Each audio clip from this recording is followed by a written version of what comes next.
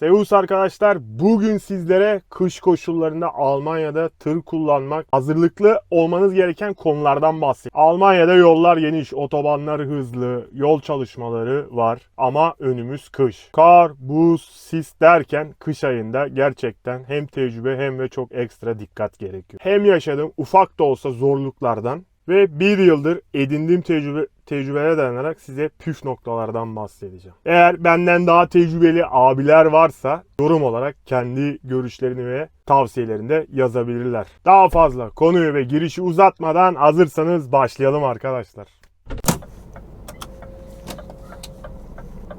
Evet arkadaşlar, ben neredeyim?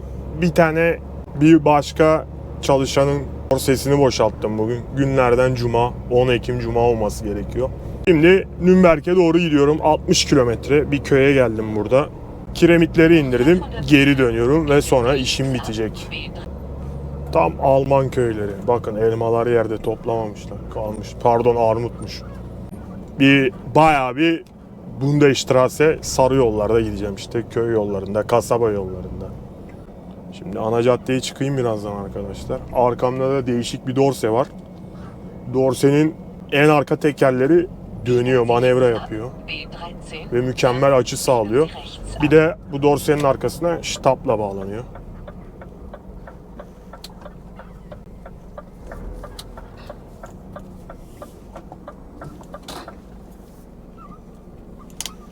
Eyvah eyvah, çok dar.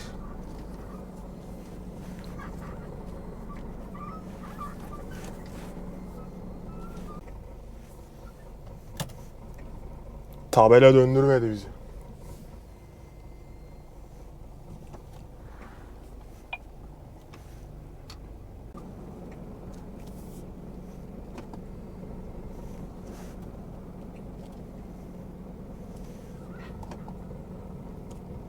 Neyse, şimdi toparladık açıyı. Allah'tan arka tekerlekler manevra yapıyor. Gerisi şey yaparak toparladım, sıkışıyordum abi aslında. İlk başta düzgün yapamadım manevrayı, sonra toparladım ama sıkıntı yok. Arada oluyor böyle işler.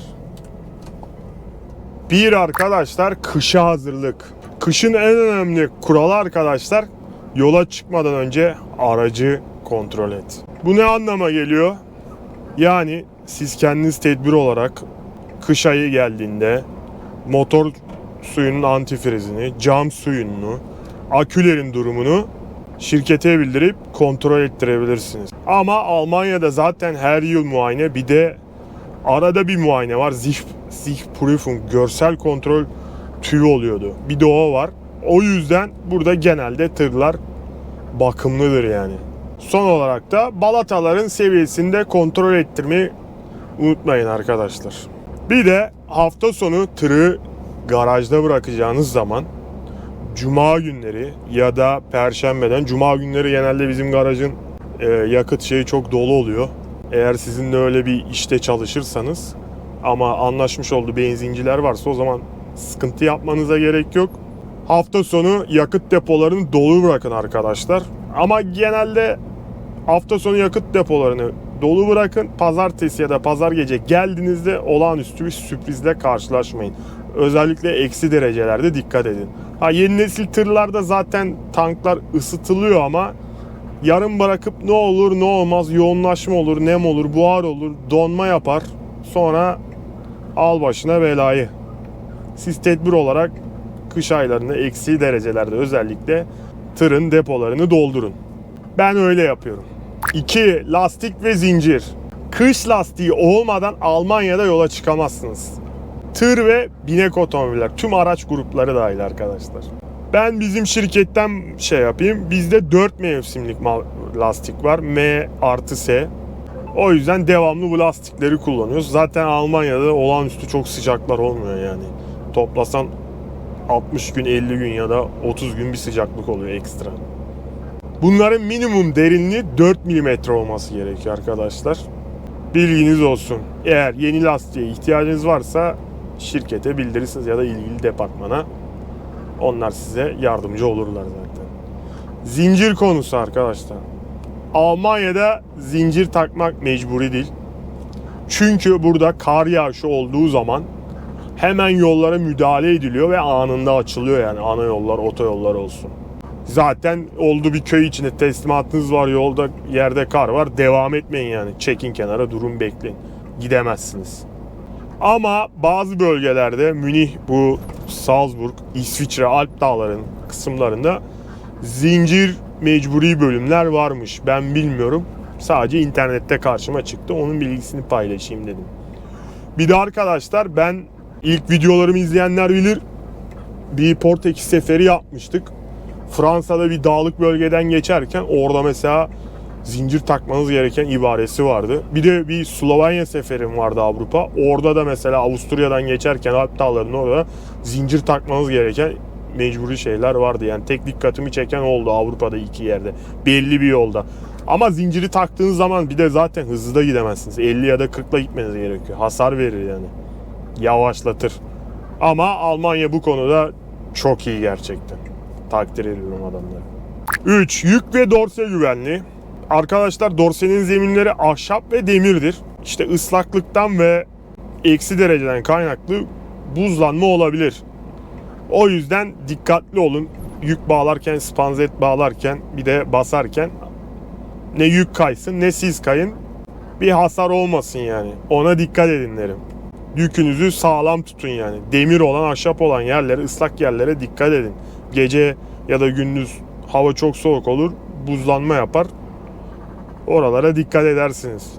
Bir de arkadaşlar, mutlaka yola çıkmadan önce dorsenin üstündeki karı temizlemeniz gerekiyor ya da buzu. Alman polisi buna çok dikkat ediyor. Çünkü dorsenin üzerinde biriken kar kütlesi veya buz siz sürdükçe otobanda zamanla gevşiyor ve sağa sola uçabiliyor. Diğer araçlara zarar verebilir yani. Orada siz suçlu bulunursunuz.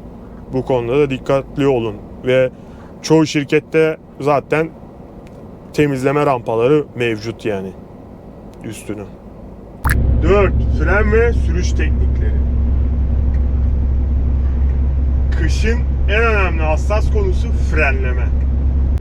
Islak zeminde ve karda ani frenlemeye girmeyin arkadaşlar. Motor freni yapın ya da freni pompalayın. Artı raterder kullanın. 40 tonla giderken ani frene girerseniz istenmeyen sonuçlar çıkabilir yani. Dikkatli olun.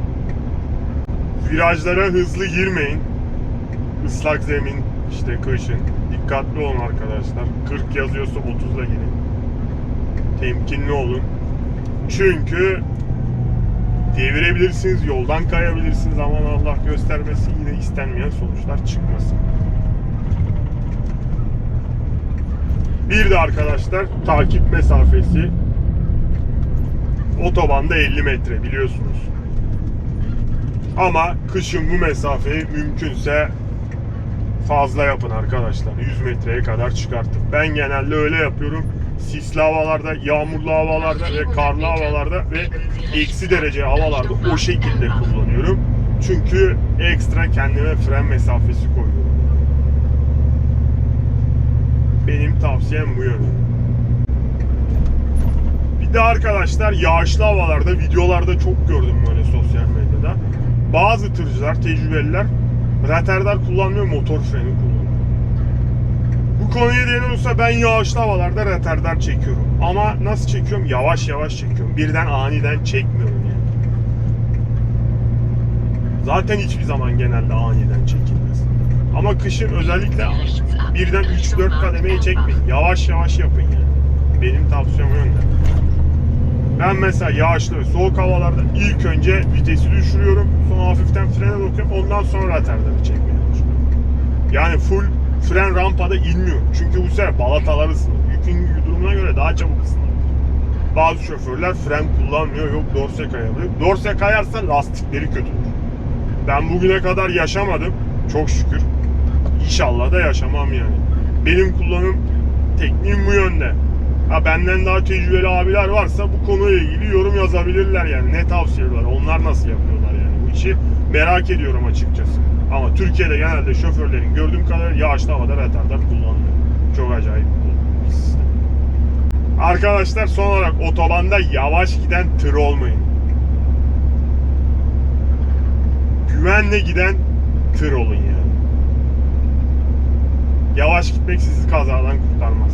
Tedbirli ve güvenle giden tır olun. Yol planlaması ve mola yerleri. Arkadaşlar Almanya'da genelde ilk işler terminlidir. Zaten devamı da ona göre gider. Ama ilk termin her zaman önemlidir.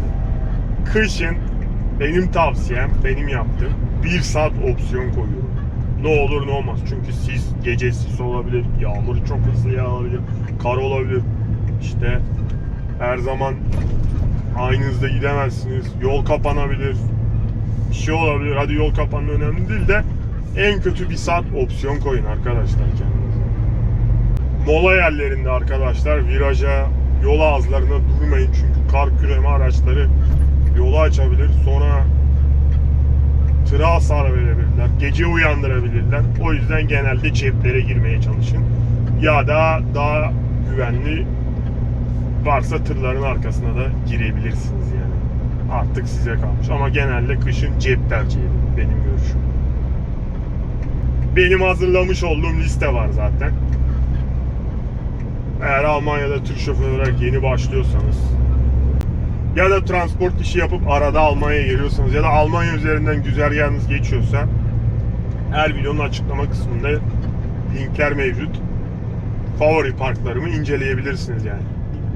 Tavsiye ettiğim parklar gayet geniş ve her zaman yer bulabileceğiniz yerler.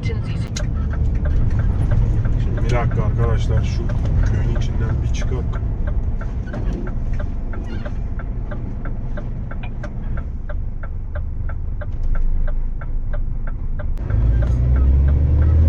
Adamlar yol vermiyor. Şaka gibi. Yapacak bir şey yok. 6. Isınma ve konfor. Şoför olduğunuzda sağlığınızı korumanız gerekiyor. Tırlarda da arkadaşlar park halinde ısınmanız için Webesto mevcut. -10, -15, -20 derecelerde park halindeyken tırın içinin ısınmasına yardımcı oluyor. Zaten normal sürüşte klimayı da açabilirsiniz. Ayrıca arkadaşlar yanınıza ekstra battaniye, eldiven, şapka almayı unutmayın. Oldu Webesto arızalandı, oldu tır arızalandı, yolda kaldınız. Servis gelene kadar tırın içinde donmayın yani. Ekstra önlem alın. Zaten şirket size iş kıyafetleri verecektir. Su geçirmez, mont falan. Onlara eyvallah ama siz de ekstra kendinize yanınızda yedek kıyafet bulundurmayı unutmayın. Günlük bile çalışsanız bile mutlaka bulundurun yani. 7. Psikoloji ve sabır. Kış koşullarına en büyük düşman bazen hava olmuyor arkadaşlar. Acelecilik de istenmeyen sonuçlara yol açabilir. O yüzden kendi kendime hep şunu derim. Yavaş gidip zaman kaybedebilirsiniz ama acele ederseniz hayatınızı kaybedebilirsiniz.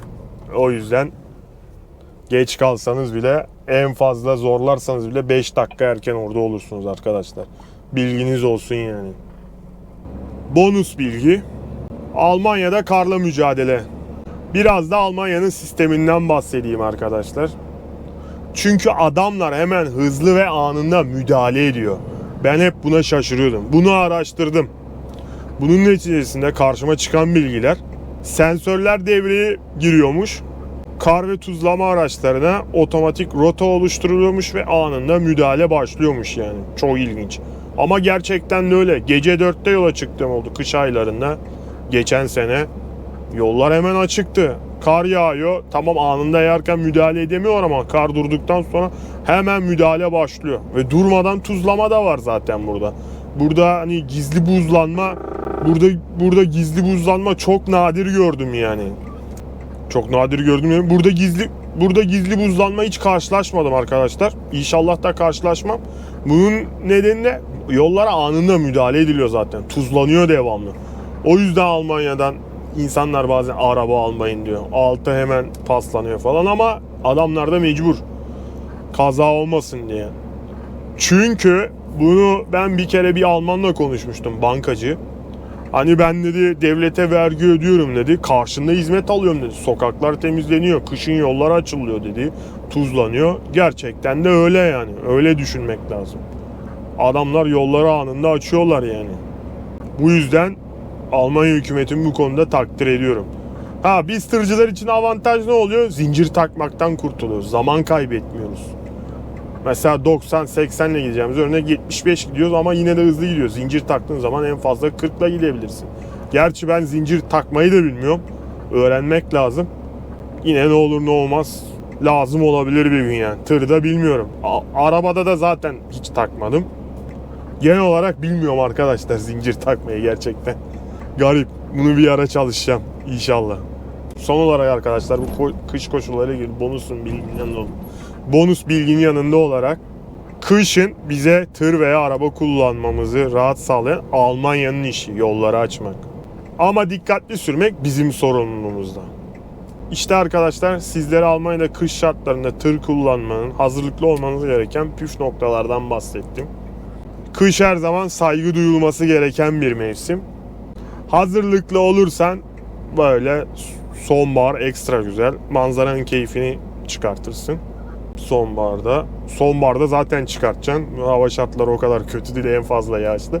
Ama kar mevsiminde en azından hazırlıklı olursan senin için engel olmaz. Keyifli ve manzara eşliğinde sürüş keyfine bakarsın. Kış aylarında yolda olan tüm meslektaşlarıma ve her zaman kazasız belasız sürüşler diliyorum.